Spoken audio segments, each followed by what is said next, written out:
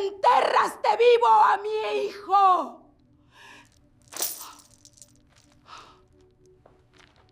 El grito desgarró la tarde calurosa de marzo de 1881 como trueno seco rompiendo cielo despejado, su eco rebotando contra las paredes cubiertas de papel tapiz francés importado del escritorio de la Casa Grande de la Facenda San Jerónimo.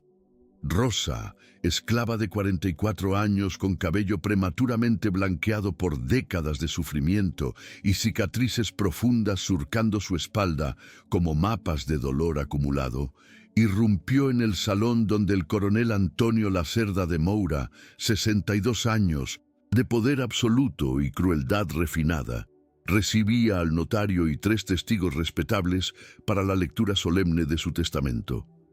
Ella atravesó el espacio entre la puerta y la mesa de caoba maciza, arrastrando cadenas que nadie comprendía de dónde habían venido, sus pies descalzos, dejando huellas de tierra en el piso de mármol italiano, mientras sus ojos, inyectados con algo que parecía locura, pero que era en realidad claridad terrible de alguien que finalmente conocía una verdad que había buscado. Durante 19 años de tormento, enterraste vivo a mi hijo.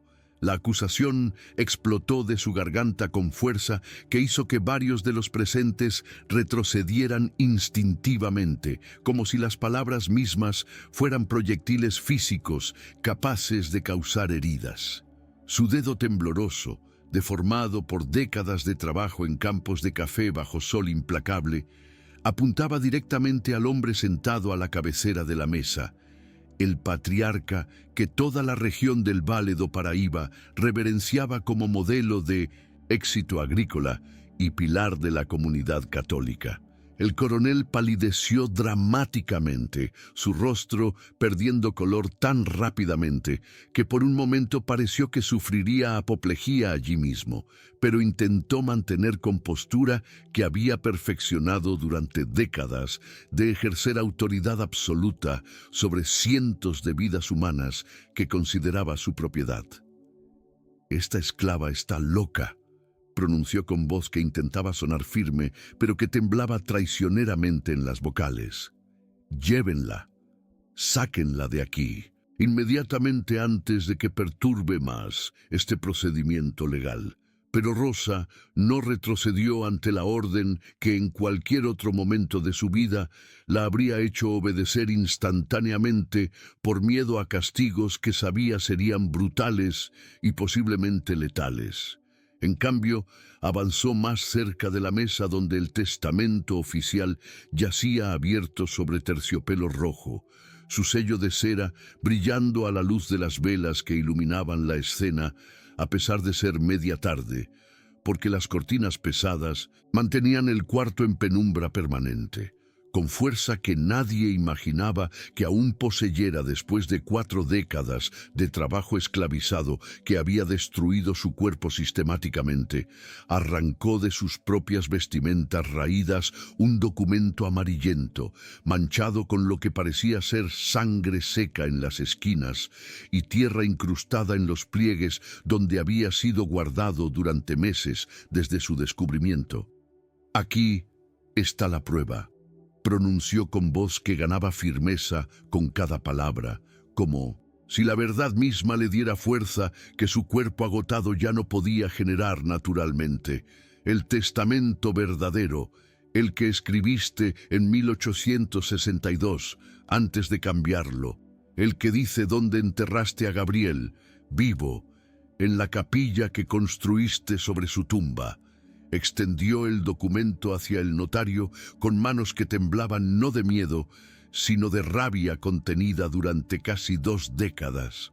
Rabia que había fermentado en algo más denso y tóxico que cualquier emoción simple podría contener. Los ojos del notario, don Fernando de Almeida, hombre de 50 años que había supervisado testamentos y transacciones legales en la región durante 3 décadas, se ensancharon mientras tomaba el papel manchado con dedos que súbitamente parecían inseguros de querer tocar evidencia de algo que su expresión sugería, ya anticipaba, sería horrible.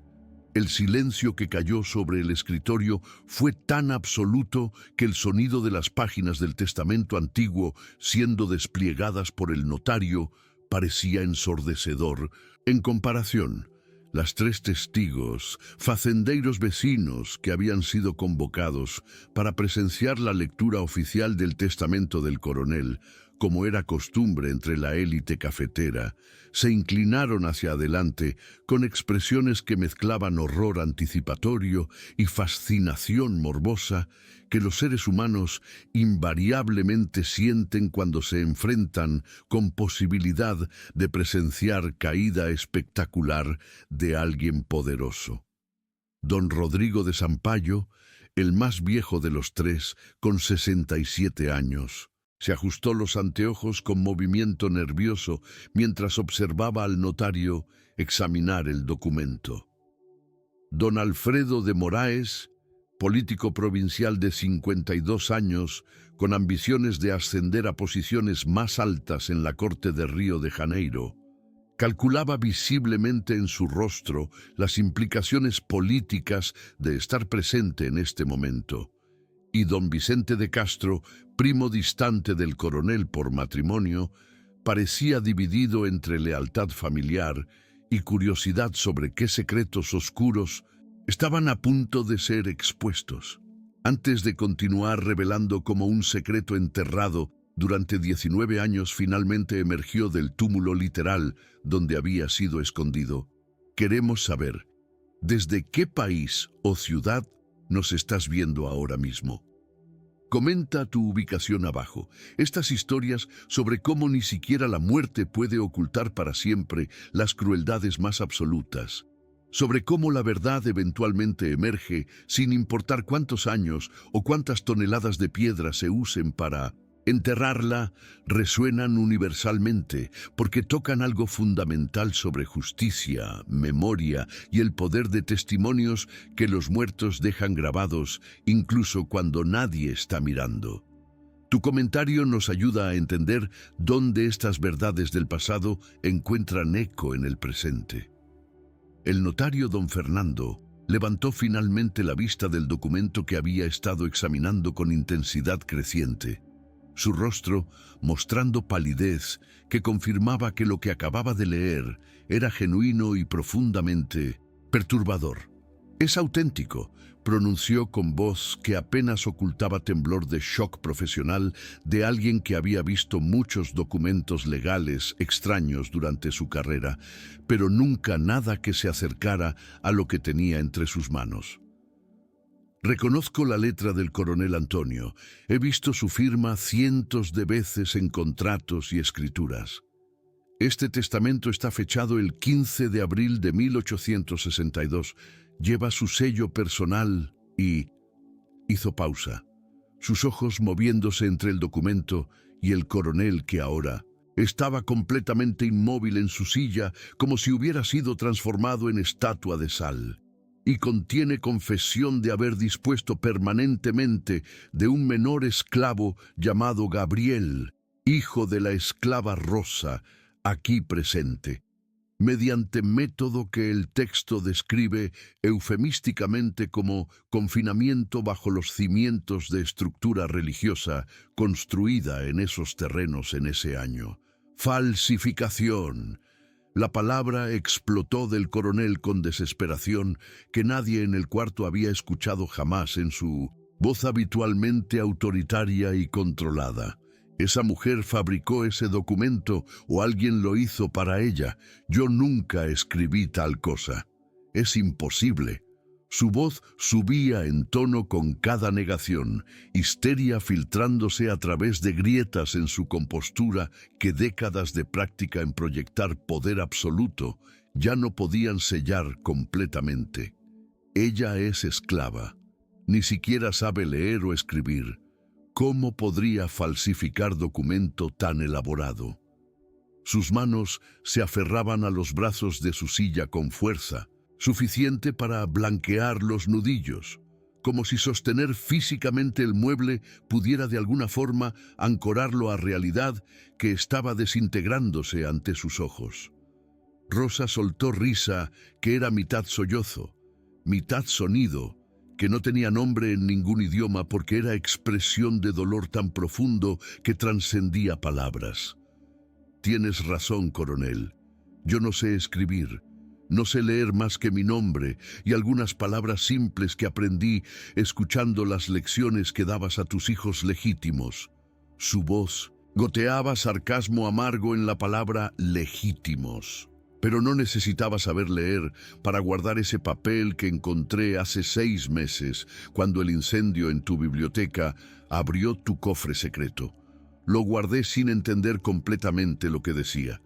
Y luego encontré a alguien que me lo leyó, palabra por palabra, hasta que comprendí exactamente lo que habías hecho a mi Gabriel. Sus ojos se llenaron de lágrimas que no intentó ocultar. 19 años, coronel. 19 años busqué a mi hijo.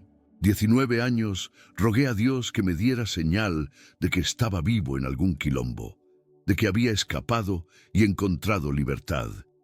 Y todo ese tiempo, él estaba aquí, enterrado bajo tu maldita capilla, muriendo solo, en la oscuridad, gritando por mí mientras tú celabas su tumba con tus propias manos. Don Rodrigo de Sampaio se puso de pie lentamente, su expresión mostrando lucha interna entre décadas de solidaridad de clase con otro facendeiro y horror genuino ante lo que estaba siendo alegado. Coronel Antonio pronunció con voz que intentaba mantener tono de autoridad paternal, pero que temblaba con incertidumbre. Estas son acusaciones extraordinariamente graves. Si hay incluso posibilidad de que sean verdaderas, debemos investigar. Un niño, incluso un niño esclavo, enterrado vivo. Dejó que la frase se desvaneciera sin terminar, como si articularla completamente fuera demasiado obsceno para soportar. Propongo que abramos la capilla, que inspeccionemos los cimientos donde este testamento sugiere que los restos podrían estar. Si no encontramos nada, entonces podemos concluir que fue falsificación maliciosa. Pero si encontramos... Su voz se quebró. Si encontramos lo que Rosa alega, entonces esto trasciende cuestiones de propiedad de esclavos y se convierte en asunto de asesinato de menor, crimen que ninguna ley puede simplemente ignorar sin importar el estatus de la víctima. El coronel se puso de pie con movimiento tan brusco que su silla cayó hacia atrás con estrépito, que resonó en el cuarto como disparo. Sus manos extendidas en gesto que mezclaba súplica desesperada y comando autoritario que había funcionado durante décadas, pero que ahora parecía hueco y patético. No, absolutamente no. Su voz se elevaba casi hasta grito. Todo vestigio de compostura aristocrática abandonado ante el pánico que ahora dominaba sus facciones.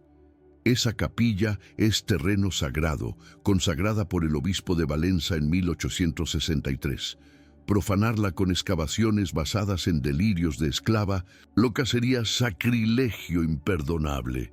Miró alrededor del cuarto buscando apoyo, sus ojos deteniéndose en cada uno de los testigos como si pudiera forzar su lealtad mediante pura intensidad de su desesperación. Don Rodrigo, don Alfredo, don Vicente, ustedes me conocen desde hace décadas. ¿Realmente van a creer acusación tan absurda basada en documento que obviamente fue plantado por alguien con agenda maligna? Pero don Alfredo de Moraes, el político provincial cuya sensibilidad para detectar escándalos potenciales estaba finamente afinada después de años navegando traicioneras aguas de política imperial, sacudió la cabeza lentamente. Con todo respeto, coronel, esto ya no es cuestión de si creemos o no creemos. Usted ha sido públicamente acusado de asesinato de menor mediante documento que el notario ha autenticado como escrito por su propia mano. Su voz era cuidadosa, medida, la voz de hombre calculando cómo posicionarse para minimizar daño a su propia reputación, sin importar cómo este escándalo se resolviera finalmente. Si nos negamos a investigar y esta historia se filtra a periódicos abolicionistas de Río, lo cual inevitablemente sucederá dado que hay múltiples testigos de esta confrontación, seremos vistos como cómplices en encubrimiento. Hizo pausa significativa. La abolición está llegando, coronel. Todos lo sabemos. El movimiento gana fuerza cada día. Un caso como este, si es verdadero, se convertirá en símbolo nacional de las atrocidades del sistema esclavista en 1900, sus últimos años. Rosa caminó lentamente hacia la ventana que daba a los terrenos de la fazenda, su vista posándose en la capilla blanca que se elevaba a unos 200 metros de distancia, su campanario brillando bajo sol de tarde como faro de hipocresía arquitectónica. Durante 19 años he pasado frente a esa capilla cada día, murmuró, más para sí misma que para los presentes, pero lo suficientemente alto como para que todos escucharan.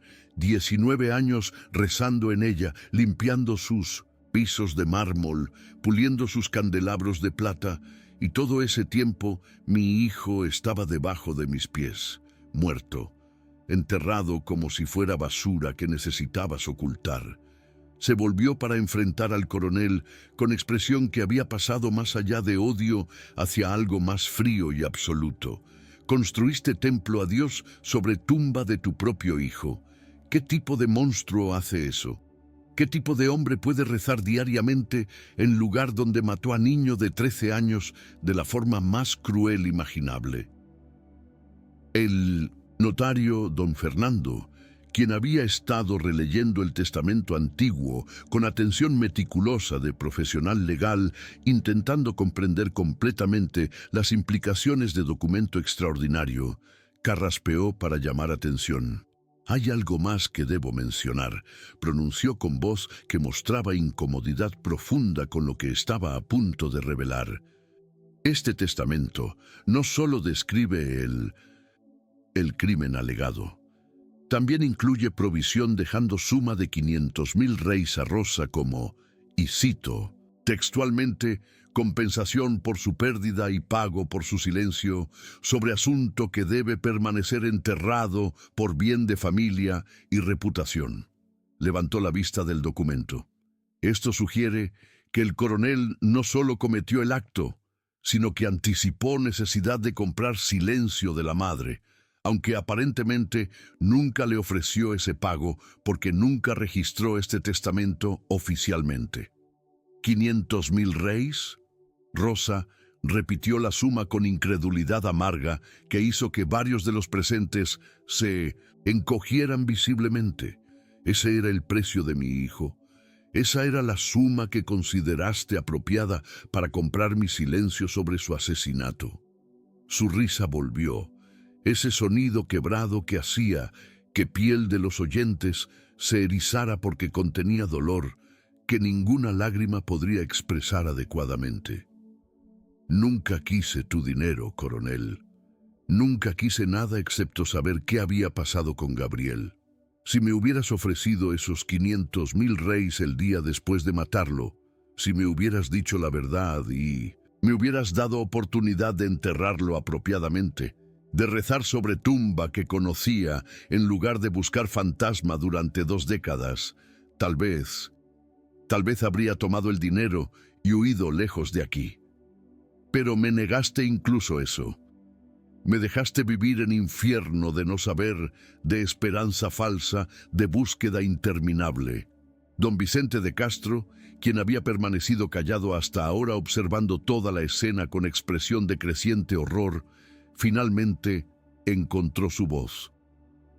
Antonio, pronunció, usando nombre de pila en lugar de título formal, algo que hizo que varios presentes notaran la significancia de abandono de protocolo social.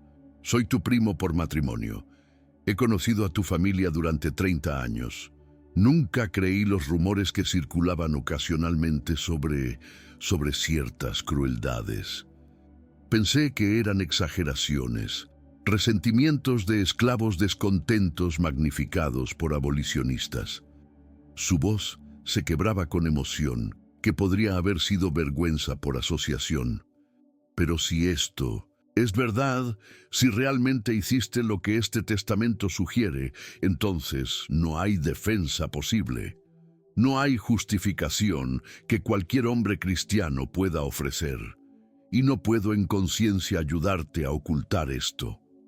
El coronel miró entre los tres hombres que momentos antes había considerado aliados, viendo en sus rostros el abandono que venía, el cálculo político y social que los estaba llevando a distanciarse de él antes de que el escándalo los contaminara por asociación. Era patrón familiar en 1900, jerarquías de poder.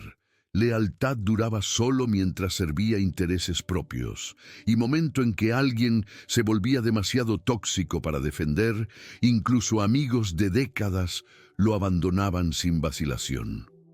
Ustedes no entienden, comenzó con voz que ahora sonaba desesperada, casi suplicante, tono que nadie en esa habitación había escuchado jamás de hombre que había pasado vida entera comandando en lugar de pidiendo. Fue mi segunda esposa, Isabela. Ella exigió que me deshiciera del niño. Ella dijo que nunca tendríamos paz mientras evidencia de mi indiscreción existiera. Yo no quería. Su voz se desvaneció, porque incluso mientras pronunciaba las palabras, comprendía cuán patético sonaba intentar culpar a esposa por decisión que solo él podría haber ejecutado. Rosa se volvió hacia él con velocidad sorprendente para mujer de su edad y condición física deteriorada, cruzando la distancia entre ellos en segundos y deteniéndose a centímetros de su rostro pálido. «No te atrevas», siseó con veneno que hizo que el coronel retrocediera físicamente. «No te atrevas a culpar a tu esposa por lo que tú hiciste con tus propias manos. Isabela puede haber exigido que te deshacieras de Gabriel, pero ella no lo enterró vivo. Ella no lo metió en cámara de piedra, sabiendo que moriría gritando en la oscuridad durante días. Eso fue todo tú, coronel. Esa fue tu elección, tu crimen, tu monstruosidad». Sus dedos se cerraron en puños a sus costados, todo su cuerpo temblando con fuerza de emociones que había contenido durante 19 años y que ahora fluían libremente. ¿Y sabes qué es lo peor? Gabriel te amaba, incluso después de años de ser ignorado, de ser tratado como vergüenza que debía permanecer oculta. Ese niño aún te amaba porque eras su padre. Cuando lo llamaste ese día en 1862, cuando le dijiste que necesitabas su ayuda con la capilla, él fue corriendo porque estaba feliz de que finalmente lo notaras. Y tú usaste esa esperanza, ese amor inocente, para llevarlo a su muerte. El notario don Fernando se puso de pie con expresión de alguien que había tomado decisión profesional difícil, pero necesaria. Coronel Antonio Lacerda de Moura pronunció con formalidad que transformaba el momento en procedimiento legal oficial, basado en evidencia documental presentada y gravedad de las acusaciones. Estoy obligado a reportar este asunto a autoridades judiciales de Valencia. Miró a los tres testigos. Caballeros, sus testimonios serán requeridos sobre lo que han presenciado en este cuarto hoy, y dirigiéndose a Rosa con respeto que raramente se mostraba a personas esclavizadas. Señora Rosa, usted deberá presentarse ante magistrado para proporcionar testimonio completo sobre las circunstancias del descubrimiento de este documento y sobre la desaparición de su hijo Gabriel en 1862. Hizo pausa. Y sí, la capilla será abierta. Las autoridades ordenarán excavación de los cimientos para determinar si los restos mortales están presentes donde este testamento sugiere. Esa noche, mientras el coronel permanecía bajo arresto domiciliar informal, vigilado por dos de los testigos que habían acordado quedarse para asegurar que no intentara huir o destruir evidencia adicional. Rosa se sentó sola en su pequeña habitación en la senzala rodeada por otros esclavos que la observaban con mezcla de temor reverencial y preocupación de que las consecuencias de lo que había hecho recaerían sobre todos ellos.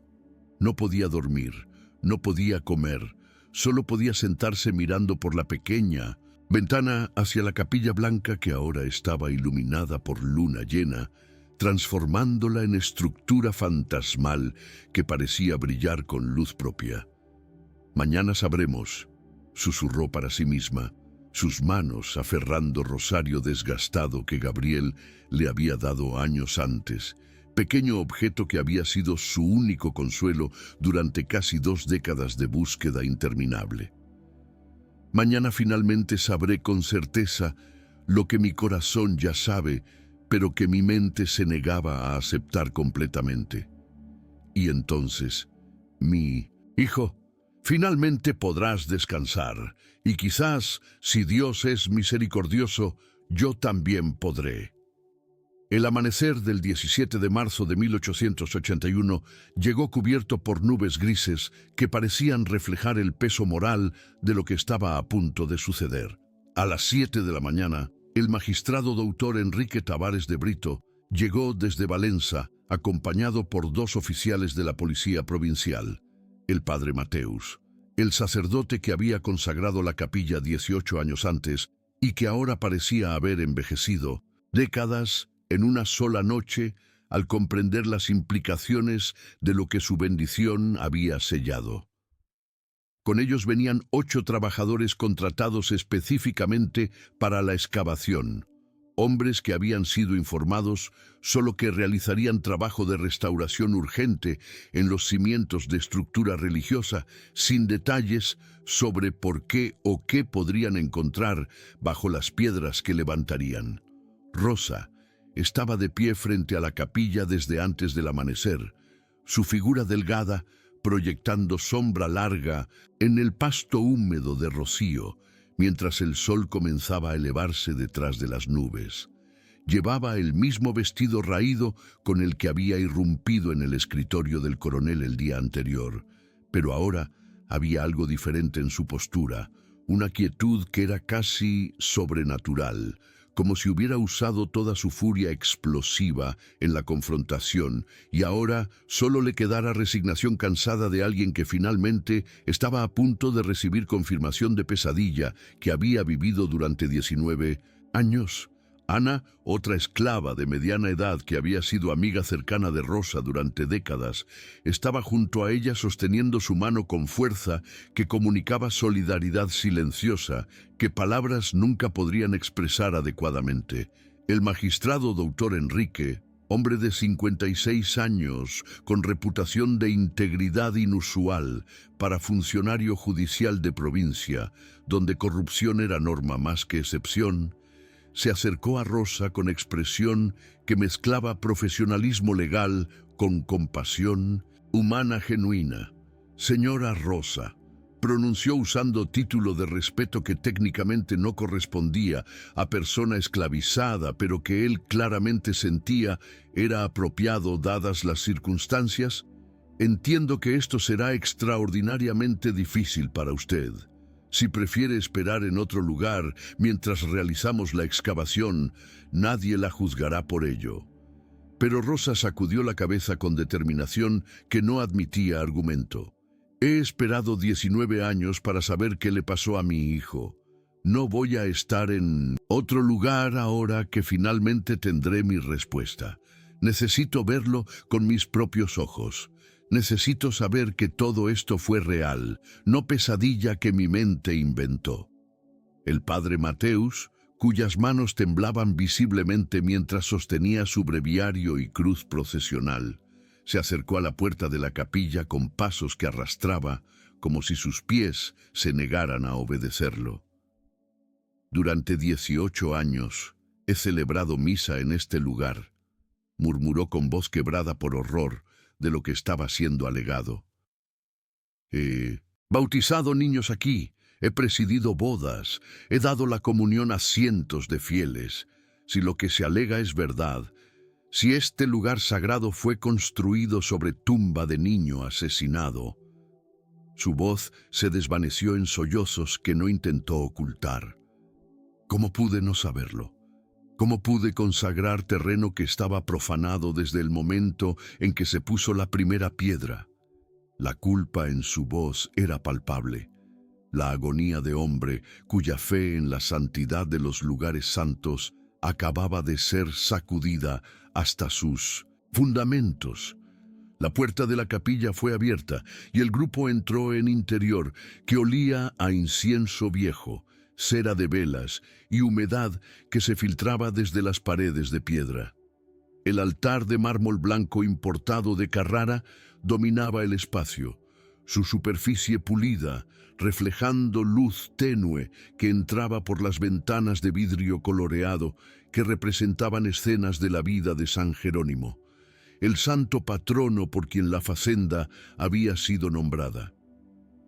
El piso de la capilla era de grandes losas de piedra dispuestas en patrón geométrico complejo, y fue hacia el área directamente frente al altar el lugar más sagrado de toda la estructura, donde el magistrado dirigió a los trabajadores para comenzar su trabajo profano. Cuando la primera losa de piedra fue levantada con palancas de hierro, su superficie raspando contra las piedras adyacentes con sonido que era casi como grito, Rosa sintió sus rodillas ceder y tuvo que ser sostenida por Ana para no caer. Bajo la losa había solo tierra compacta, nada inmediatamente visible que sugiriera presencia de tumba o cripta, pero el magistrado, consultando el testamento que había estudiado meticulosamente durante la noche, señaló hacia área ligeramente al norte del altar. El documento menciona cámara bajo el fundamento norte, sellada antes de que piso fuera colocado. Continuamos allí. Los trabajadores procedieron levantando losa tras losa, cavando más profundamente en la tierra que se volvía más oscura y húmeda con cada centímetro que descendían. El olor que comenzó a emerger del agujero creciente era de tierra antigua, de humedad concentrada, y de algo más indefinible que hizo que varios de los presentes se cubrieran las narices con pañuelos. Después de 2 horas de trabajo que se sentían como eternidad, uno de los trabajadores golpeó algo sólido que no era tierra. Su pala había encontrado piedra, pero no piedra natural sino superficie trabajada, pulida. «Hay algo aquí», anunció con voz que mostraba nerviosismo de hombre que comenzaba a comprender que lo que fuera que estaba desenterrando no era simplemente fundación de edificio, sino posiblemente tumba. El magistrado ordenó que procedieran con más cuidado, y lentamente, con manos que ahora trabajaban con reverencia involuntaria, los trabajadores removieron la tierra revelando lo que parecía ser tapa de pequeña cámara de piedra, aproximadamente 2 metros de largo por 1 de ancho. Las dimensiones eran perturbadoramente apropiadas para contener cuerpo humano, especialmente cuerpo de adolescente. La tapa fue finalmente liberada completamente de la tierra que la rodeaba, y con esfuerzo considerable de 4 hombres usando palancas, fue levantada y movida a un lado. El olor que escapó de la cámara recién abierta hizo que varios de los presentes se alejaran, manos cubriendo bocas mientras intentaban no vomitar.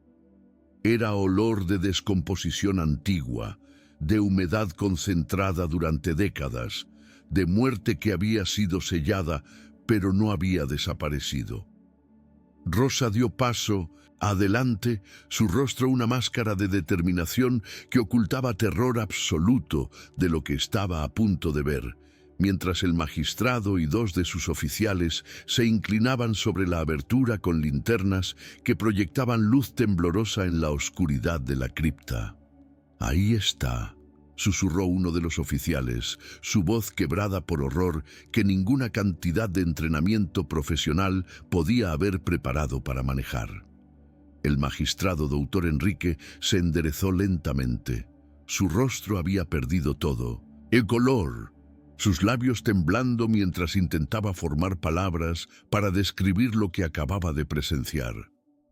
«Señora Rosa», comenzó con voz que era apenas audible, «antes de que mire, necesito advertirle».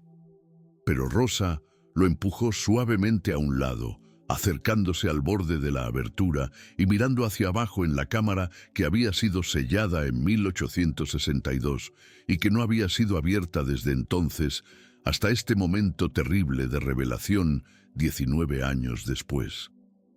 Lo que vio la rompió de formas que ninguna cantidad de preparación mental podría haber prevenido. En el fondo de la cámara de piedra, enroscado en posición fetal en la esquina más alejada, como si hubiera intentado hacerse lo más pequeño posible en sus últimos momentos, yacía esqueleto pequeño que era innegablemente de adolescente. Los huesos estaban manchados por humedad y tiempo, pero aún articulados en su mayoría, preservados por el sello hermético de la cámara. Pero lo que hizo que Rosa soltara gemido, que era más animal que humano, fue lo que el esqueleto revelaba sobre los últimos momentos de Gabriel. Las manos óseas estaban levantadas como si hubieran estado golpeando la tapa de la cámara. Las puntas de los dedos mostraban marcas de abrasión donde la carne había sido raspada hasta el hueso, intentando cavar a través de piedra imposible. Y en la pared norte de la cámara, grabado con lo que solo podría haber sido sangre mezclada con tierra, visible aún después de 19 años porque la humedad había preservado las manchas, había una palabra escrita en letras infantiles irregulares que se volvían más errática hacia el final, como si quien las escribiera estuviera perdiendo fuerza. Mamá.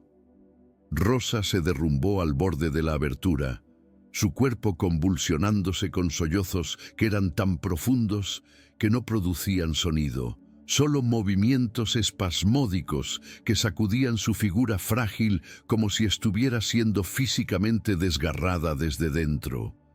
Ana y 2 otros esclavos que habían sido permitidos acercarse corrieron para sostenerla, pero ella los empujó con fuerza sorprendente, arrastrándose más cerca del borde hasta que prácticamente estaba suspendida sobre la abertura, sus manos extendidas hacia los restos de su hijo, como si pudiera de alguna forma alcanzarlo a través de 19 años de separación y muerte.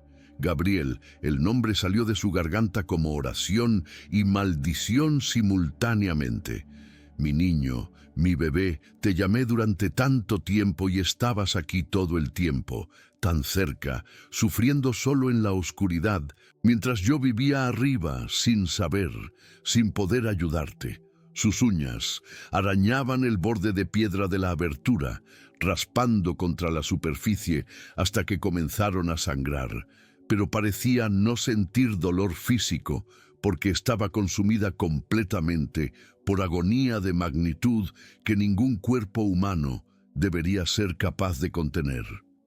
El magistrado doutor Enrique se había apartado de la abertura, apoyándose contra una de las columnas de la capilla con expresión de hombre que acababa de presenciar algo que cambiaría fundamentalmente su comprensión de hasta dónde podía descender la crueldad humana.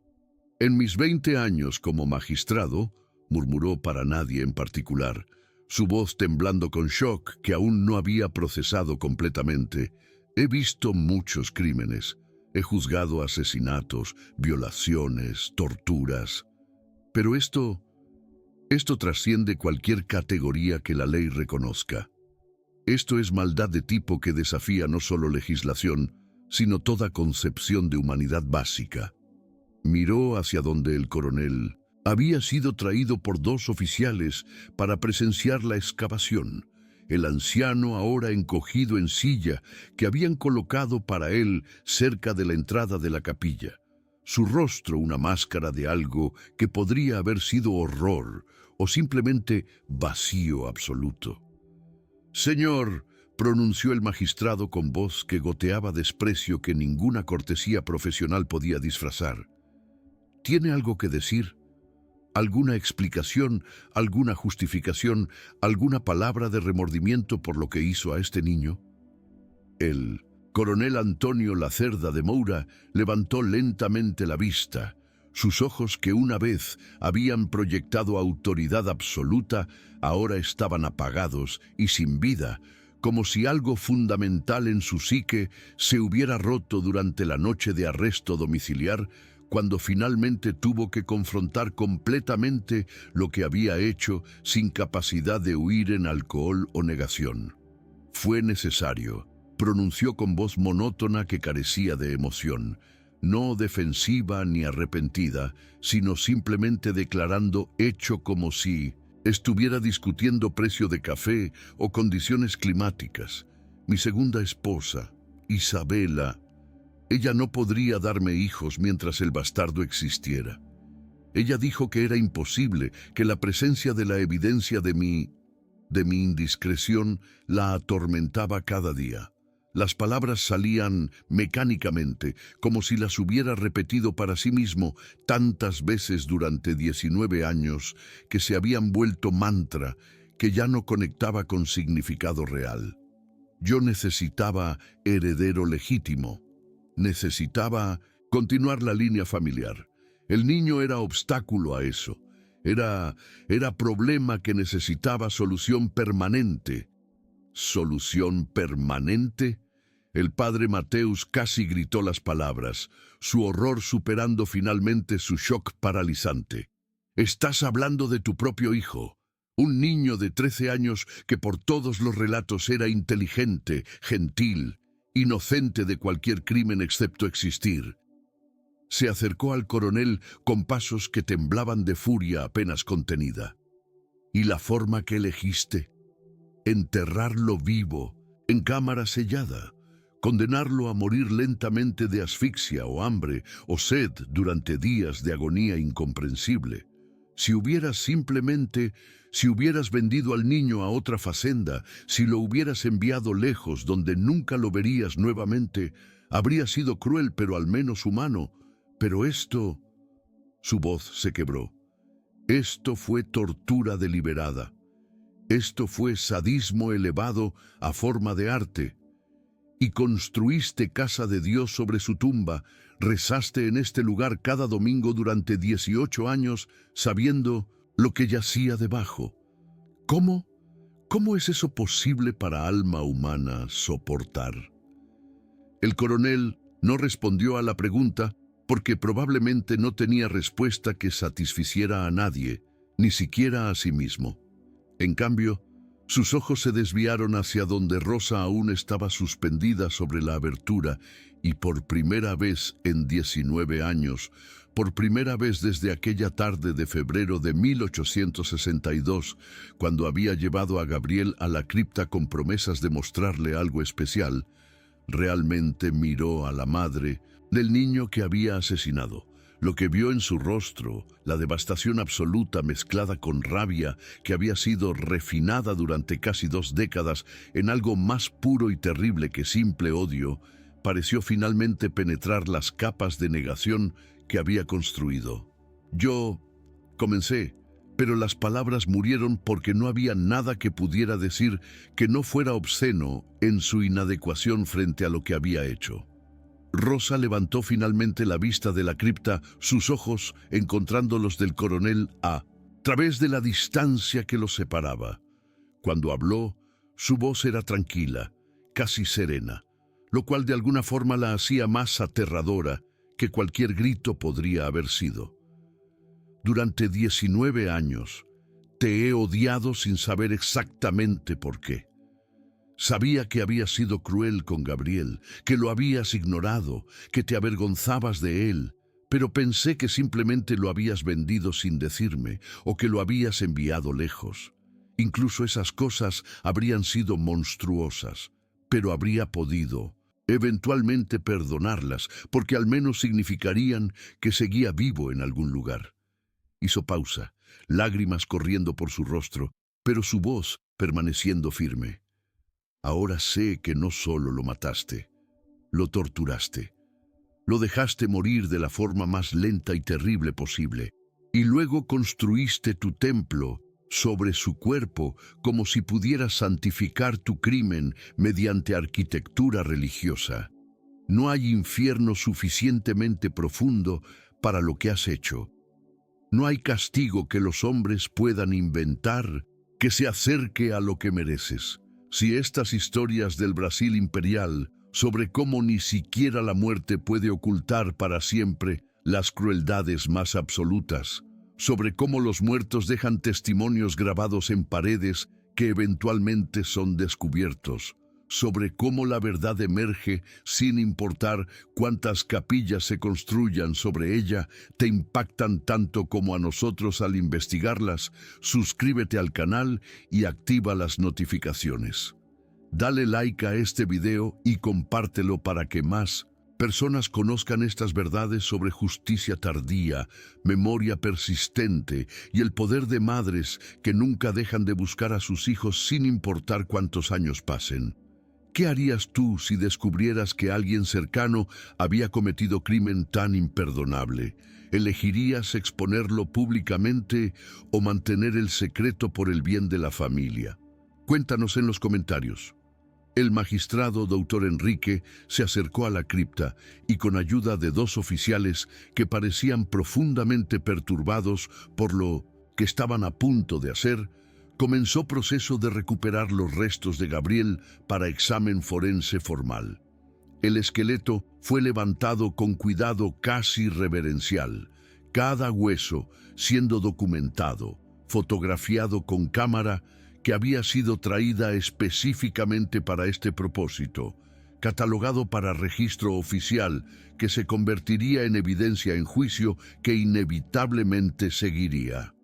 Cuando los restos fueron finalmente colocados en ataúd simple que había sido preparado, Rosa se acercó tambaleante, sostenida por Ana y dos otros esclavos que ahora la trataban con reverencia que bordeaba lo religioso, como si su sufrimiento la hubiera transformado en algo más que humana, en símbolo viviente de todas las madres que habían perdido hijos al sistema brutal de esclavitud que había dominado Brasil durante 3 siglos.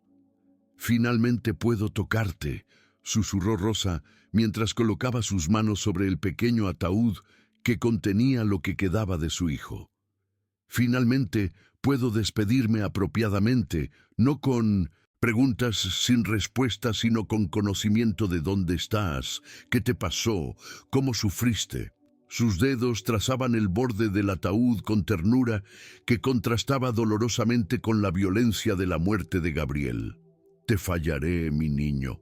Te fallaré al no protegerte de tu propio padre. Te fallaré al no darme cuenta más pronto de que algo terrible había pasado.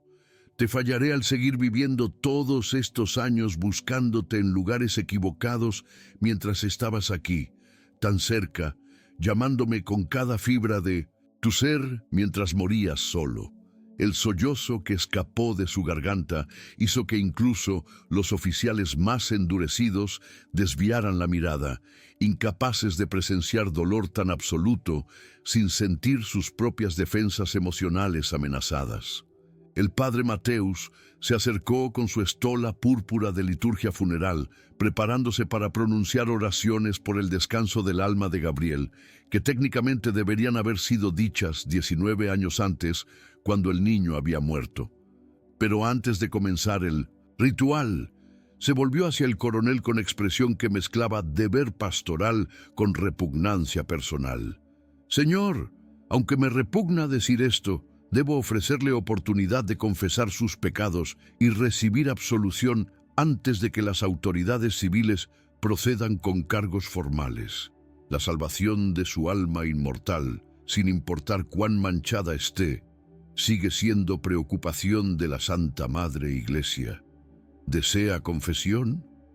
Pero el coronel sacudió la cabeza débilmente, no en rechazo del sacramento, sino en reconocimiento de que algunos pecados trascienden la capacidad de cualquier ritual humano para expiar. No hay confesión que pueda limpiar esto, murmuró. No hay absolución suficiente. Y honestamente, padre, no estoy seguro de querer ser perdonado. Quizás, infierno, es exactamente lo que merezco. En los días que siguieron a la excavación, la noticia del descubrimiento se extendió por todo el Valle do Paraíba con velocidad que habría sido imposible contener, incluso si las autoridades hubieran intentado suprimir el escándalo. Los periódicos abolicionistas de Río de Janeiro recibieron informes detallados casi inmediatamente, algunos enviados por el propio magistrado Doutor Henrique, quien comprendía que este caso trascendía jurisdicciones locales y necesitaba ser expuesto nacionalmente como ejemplo de hasta dónde podía descender la barbarie del sistema esclavista. O Abolicionista, el periódico más prominente del movimiento, publicó artículo de primera página el 25 de marzo de 1881 con titular devastador. Coronel de Valencia enterró vivo a hijo esclavo y construyó capillas sobre su tumba. Testamento confesional. Expone crimen después de 19 años. El artículo incluía ilustraciones basadas en descripciones de testigos oculares, mostrando la cripta sellada, el esqueleto enroscado y la palabra mamá grabada en la pared con sangre. Joaquim Nabuco, el líder más prominente del movimiento abolicionista brasileño, usó el caso en discurso apasionado en la Cámara de Diputados el 2 de abril. Este no es simplemente historia de crueldad individual de un hombre monstruoso, declaró ante asamblea que escuchaba en silencio poco característico. Este es símbolo perfecto de sistema que transforma padres en asesinos de sus propios hijos, que corrompe toda relación humana natural hasta el punto donde enterrar vivo a niño de 13 años puede ser racionalizado como necesidad económica o social. Golpeó su puño contra el podio para énfasis. ¿Cuántos otros Gabrieles yacen en tumbas sin marcar por todo Brasil? ¿Cuántas otras Rosas buscan a hijos que fueron vendidos, asesinados o desaparecidos sin que nadie registrara sus nombres o sus destinos? La esclavitud no es simplemente institución laboral injusta, es máquina de destruir almas, tanto de esclavizados como de esclavizadores.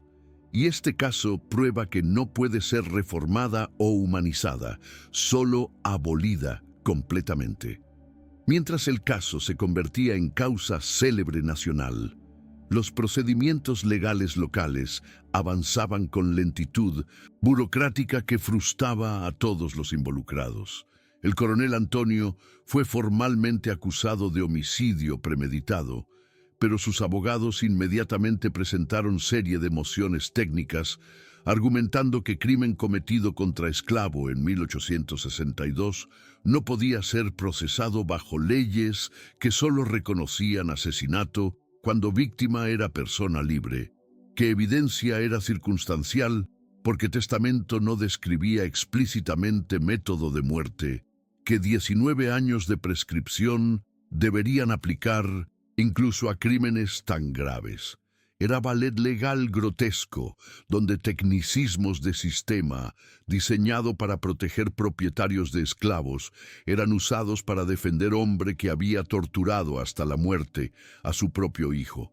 Rosa asistió a cada audiencia preliminar, sentada en galería pública reservada para espectadores de clase baja y esclavos, su presencia silenciosa sirviendo como recordatorio viviente de lo que estaba realmente en juego, más allá de argumentos legales abstractos. Los abogados del coronel intentaron argumentar que ella no tenía standing legal para ser parte en el caso, porque como esclava no podía poseer derechos parentales sobre hijo que técnicamente era propiedad de su amo. Pero el magistrado Doutor Henrique, quien había sido profundamente afectado por lo que había presenciado en la capilla, rechazó ese argumento con sentencia que se convirtió en precedente citado en casos posteriores. La maternidad trasciende estatus legal de esclavitud. Ninguna ley escrita por hombres puede borrar vínculo entre madre e hijo, y esta corte reconocerá ese vínculo sin importar qué ficciones legales digan lo contrario. El juicio formal comenzó finalmente el 15 de junio de 1881, 3 meses después del descubrimiento de los restos de Gabriel. El salón de la corte en Valencia estaba repleto hasta capacidad máxima, con personas paradas en pasillos y ventanas, una mezcla de facendeiros curiosos, abolicionistas que habían viajado desde Río específicamente para presenciar el caso, periodistas de múltiples publicaciones nacionales y docenas de esclavos y libertos que veían el juicio como momento simbólico en lucha más amplia contra el sistema que los había oprimido. El coronel entró escoltado por guardias. Su apariencia física había deteriorado dramáticamente en los 3 meses desde su arresto. Había perdido peso considerable. Su piel había adquirido tono grisáceo y se movía con fragilidad de hombre mucho mayor que sus 62 años. La acusación, liderada por promotor provincial llamado Dr. Alberto Méndez, quien había aceptado el caso a pesar de presión política considerable para rechazarlo, presentó evidencia meticulosamente.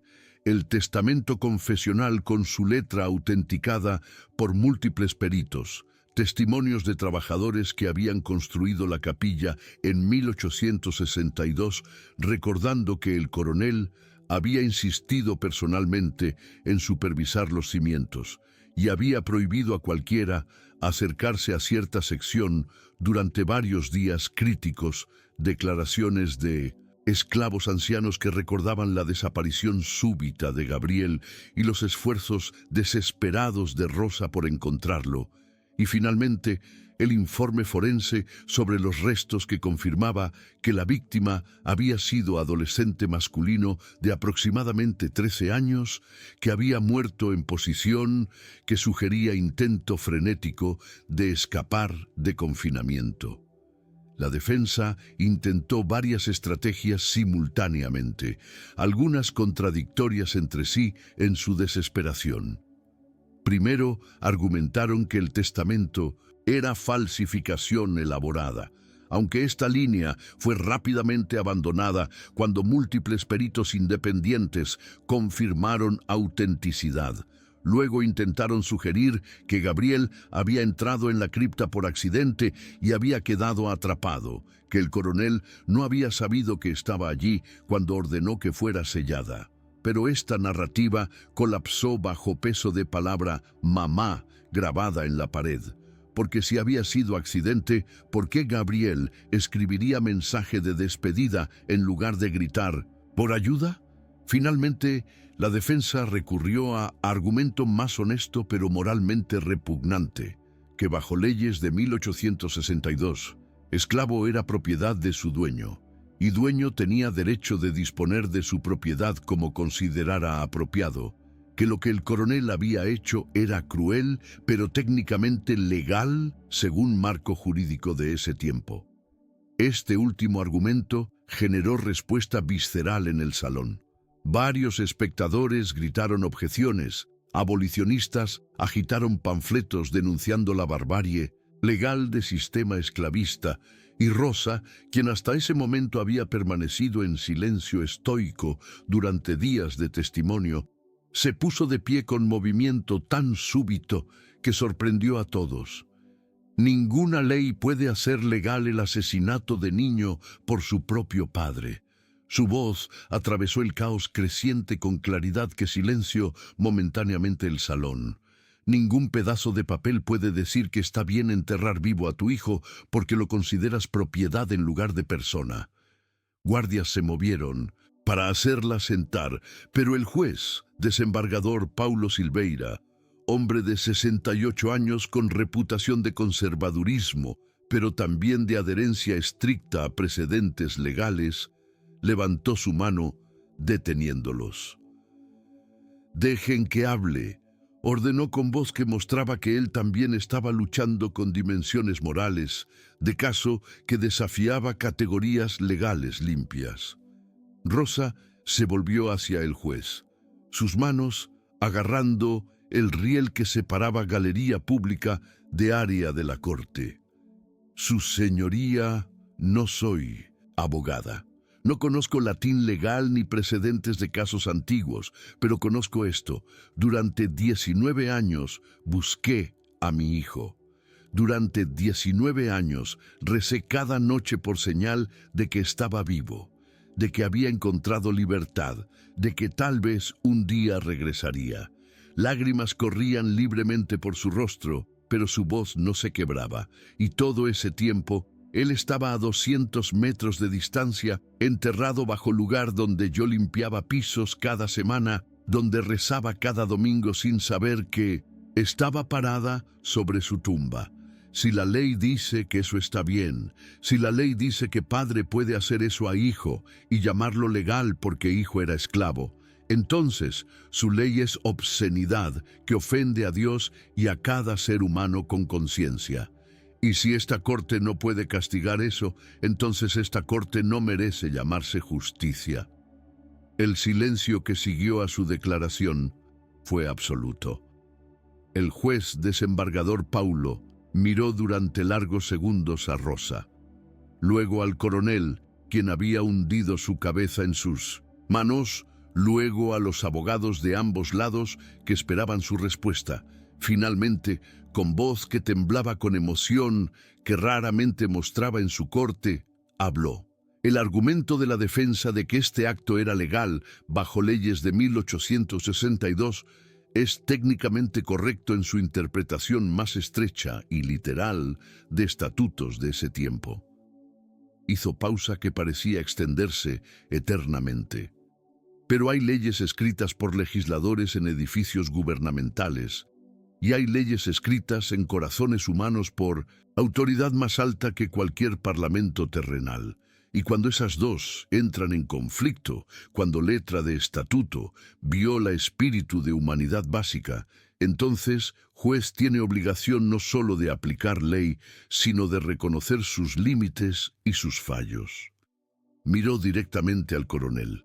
Lo que hizo, señor, fue asesinato, fue tortura, fue violación de cada principio que sostiene sociedad civilizada, y esta corte lo declarará culpable independientemente de lo que leyes arcaicas digan sobre estatus de su víctima.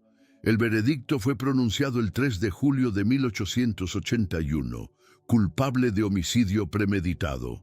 La sentencia fue prisión de vida, lo cual en contexto de hombre de 62 años que ya mostraba signos claros de deterioro físico y psicológico acelerado, significaba efectivamente condena a muerte lenta en células carcelarias de Niterói.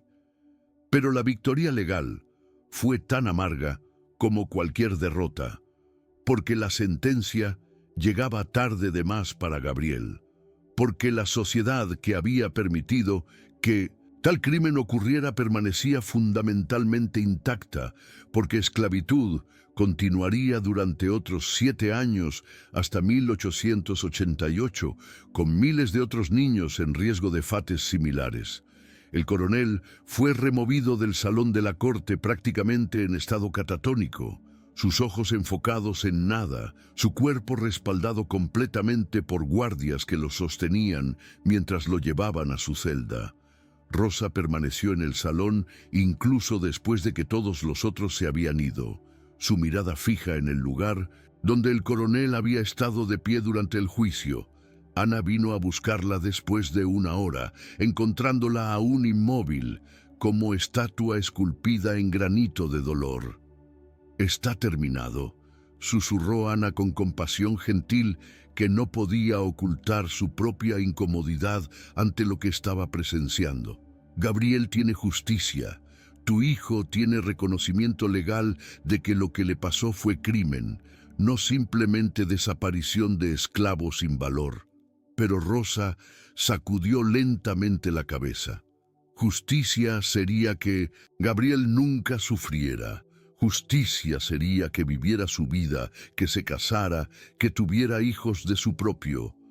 Justicia sería que su padre lo hubiera amado en lugar de asesinarlo. Lo que tenemos ahora es simplemente castigo tardío para uno de muchos monstruos que este sistema ha creado. No es justicia, es apenas reconocimiento de injusticia después de que el daño está hecho irreparablemente. La Fazenda São Jerônimo fue vendida en remate en 1882, sus nuevos dueños demoliendo la capilla por considerarla maldita. Durante la demolición, trabajadores descubrieron otra cripta debajo de la que contenía restos de Gabriel, esta con restos de 2 esclavos más, aparentemente de décadas anteriores. Nunca fue determinado exactamente quiénes eran o cómo murieron, pero la implicación era aterradora. Gabriel no había sido primer niño que el coronel había desaparecido, solo el primero cuya desaparición fue finalmente expuesta públicamente. El sitio fue abandonado después de la demolición, considerado demasiado contaminado espiritualmente para construcción nueva, dejando solo tierra sin marcar dónde capilla había estado. La esposa del coronel, Isabela, quien había exigido la muerte de Gabriel, huyó a Portugal poco después de su condena, viviendo años de exilio autoimpuesto en Lisboa, donde aparentemente murió en 1889, en circunstancias que nunca fueron completamente aclaradas. Algunos rumores sugieren que se suicidó, otros que murió de enfermedad. Lo que estaba claro era que su vida después de la exposición de su rol en la muerte de Gabriel fue existencia de vergüenza y aislamiento, castigo no de ley, sino de conocimiento de su propia complicidad que ninguna cantidad de distancia geográfica podía borrar. Rosa vivió hasta 1888, muriendo a los 51 años exactamente en la fecha que fue proclamada la abolición de la esclavitud en Brasil, como si su alma hubiera esperado ese momento de libertad nacional antes de permitirse finalmente descansar. En su testamento, que fue ejecutado de formas legalmente complejas debido a su estatus de esclava liberada recientemente, pidió ser enterrada en la tierra donde una vez estuvo la capilla de la Fazenda São Jerônimo, sus restos reposando finalmente junto a su hijo Gabriel, en lugar que se convirtió en santuario no oficial para personas buscando honrar a víctimas del sistema esclavista. Una simple cruz de madera fue colocada sobre su tumba, marcada simplemente con su nombre y fechas, sin epítafo necesario, porque su historia completa era ya conocida en toda la región. El coronel Antonio Lacerda de Moura murió en prisión el 12 de octubre de 1881, 6 meses después de su sentencia, oficialmente de fallo cardíaco, pero según informes de guardias que estuvieron presentes, realmente de causa más ambigua, que sugería suicidio lento mediante rechazo de comida y movimiento. Su cuerpo fue reclamado por sus hijos legítimos de primer matrimonio que había tenido con Julia de Alencar, pero nadie se molestó en dar funeral y formal. Fue enterrado en tumba, sin marcar en cementerio de indigentes de Niterói, su nombre deliberadamente omitido de registros públicos por deshonra que su vida había traído a apellido Lacerda de Moura. Para las generaciones posteriores, el coronel existía solo como figura de horror en caso judicial preservado en archivos judiciales nacionales, ejemplo perfecto de barbarie que sistema esclavista permitía y aún así era incapaz de ser completamente prevenido, incluso dentro de círculos élite más privilegiados. El caso de Gabriel y Rosa se convirtió en piedra de toque para movimiento abolicionista brasileño durante años finales antes de 1888. Usado repetidamente en discursos, en periódicos, en panfletos publicados como ejemplo de colapso moral completo de institución de esclavitud. Joaquim Nabuco citaría el caso en su libro más importante, O Abolicionismo, como ejemplo de cómo esclavitud no solo dañaba esclavizados, sino también transformaba esclavizadores en monstruos de sus propios pecados.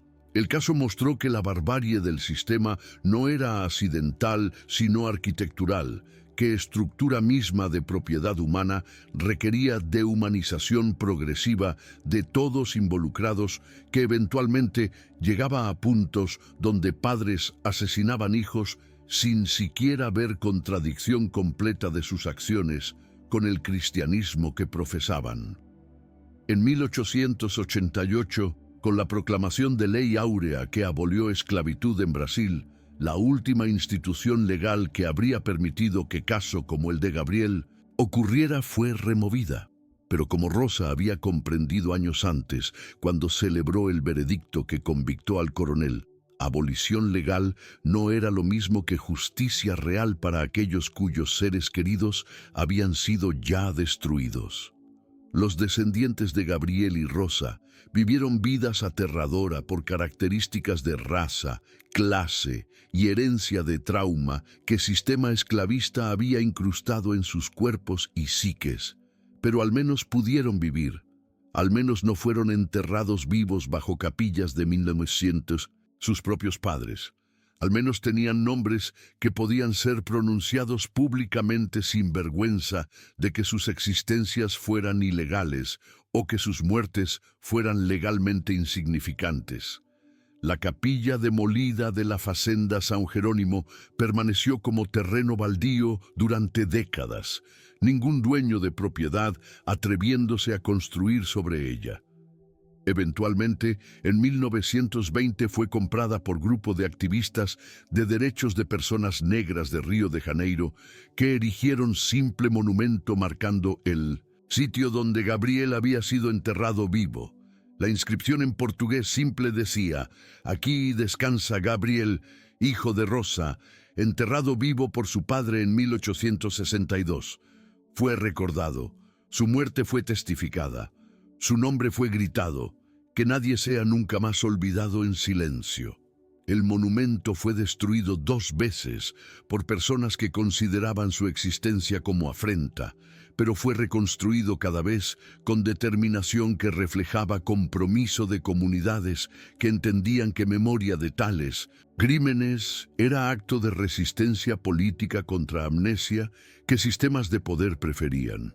Si estas historias del Brasil imperial sobre cómo ni siquiera la muerte puede ocultar las crueldades absolutas, sobre cómo testamentos confesionales pueden emerger después de décadas para exponer los crímenes que fueron cuidadosamente ocultados, sobre cómo una madre que busca durante 19 años finalmente fuerza a la sociedad a confrontar lo que ha hecho, te impactan profundamente. Suscríbete al canal, activa las notificaciones y comparte este video. Cada like, cada comentario, cada historia compartida nos ayuda a continuar desenterrando verdades que el tiempo ha intentado enterrar junto con los cuerpos de aquellos cuyas muertes fueron consideradas legales, pero no menos asesinatos.